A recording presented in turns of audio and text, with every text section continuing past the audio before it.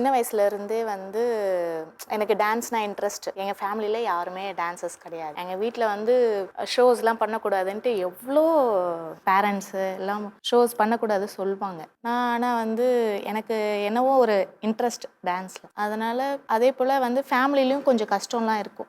பண பிரச்சனை. குடும்பத்தில் எனக்கு வந்து அண்ணன் நான் 2 பேர் தான். அப்பா வந்து டீ கடையில் வேலை செஞ்சார், அம்மா வந்து தயிர் வியாபாரம். அப்போ வந்து நான் என்ன நினைப்பேன்னா, எங்கள் அம்மா எங்கள் அப்பா வந்து 2 பேரும் வந்து கஷ்டப்படக்கூடாது. ஏன் நம்ம கஷ்டப்படணும் இந்த உலகத்தில்? நம்மளும் வந்து ஒரு பேரும் புகழுமா இருக்கணும், நல்ல ஒரு ஸ்டாண்டர்டாக இருக்கணும். படிப்பு வசதி கூட இந்த ஃபீஸ் கட்ட கூட பேமெண்ட் இல்லை வீட்டில். அதனால 10th ஸ்டாப் பண்ணிட்டேன். ஆனால் படிப்பில் உங்களுக்கு ஆர்வம் இருந்ததா? இருக்கு. 10th ஸ்டாப் பண்ணிட்டு அதுக்கப்புறம் வீட்டுக்கு தெரியாத ஃப்ரெண்டு வீட்டுக்கு போகிறேன்னு சொல்லிட்டு ஸ்டேஜ் ஷோ போயிடுவேன். 250 ரூபா கொடுப்பாங்க 2005. அந்த மாதிரி. எவ்வளோ நேரம் நீங்கள் ஆட வேண்டி இருக்கும்? ஒரு 3 hours ஷோ. 3 hours வந்து ஒரு 10 சாங் ஆடுவோம். எத்தனை மணிக்கு ஆரம்பமா? ஒரு 7 to 10. அதுக்கு காஸ்டியூம்ஸு எல்லாம் வந்து அந்த கொடுக்குற பேமெண்ட்ல இருந்தே கொஞ்சம் கொஞ்சமாக வீட்டுக்கும் வந்து வெளியே வேலை செய்கிறோம், ஏதோ ஒன்று திருட்டுத்தனமாக வந்து கொடுப்போம். அப்படிலாம் இருந்துச்சு. வீட்டில் இருக்கவங்களுக்கு தெரியாதா நீங்கள் அங்கே சொல்ல மாட்டேன், பர்ஃபார்மன்ஸ்க்கு போகிறீங்கன்னு? அடிப்பாங்க.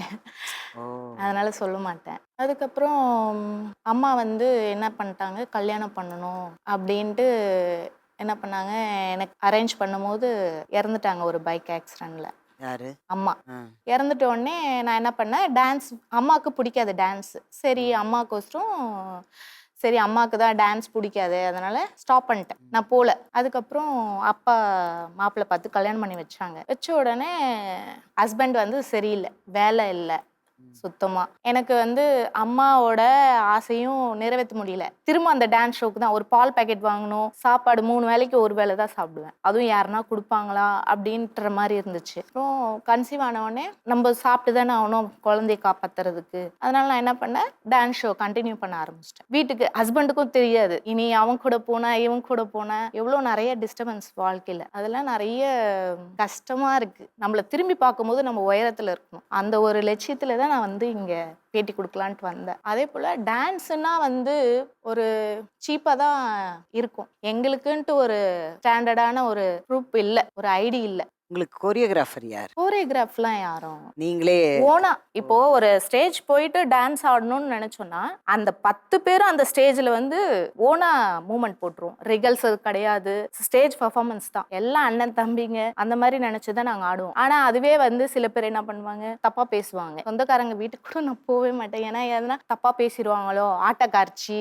சில வீட்டில் வந்து இந்த ஃபேமிலி இப்படி இருக்கு அப்படி இருக்குன்னு எதனா குறை சொல்லிடுவாங்களோ அப்படின்ட்டு சொந்தக்காரங்க வீட்டுக்கு கூட போக மாட்டேன். உங்களுக்கு எத்தனை குழந்தைங்க? எனக்கு 2 பையன். 2 ஒரு பையன் அடாப்ட் பையன். 3 பையன் அடாப்ட் பண்ணிருக்கீங்களா? ஒரு பையன் வந்து தத்து எடுத்து வளர்க்குறேன்.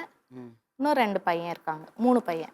உங்க வீட்டுக்கார் வேலைக்கு போறாரா இப்போ? இல்ல வேற மேரேஜ் பண்ணிட்டேன். இப்போ உங்க கூட இல்ல அவர், நீங்க தனியா தான் குழந்தைங்களை வச்சுக்கிட்டு வாழ்ந்துட்டு இருக்கீங்க? சிங்கிளாக தான் இருக்கு. அப்புறம் பசங்களுக்கோசரம் இந்த எனக்கு சொந்த பந்தம் என் உயிர் அப்படின்னா டான்ஸ் தான்.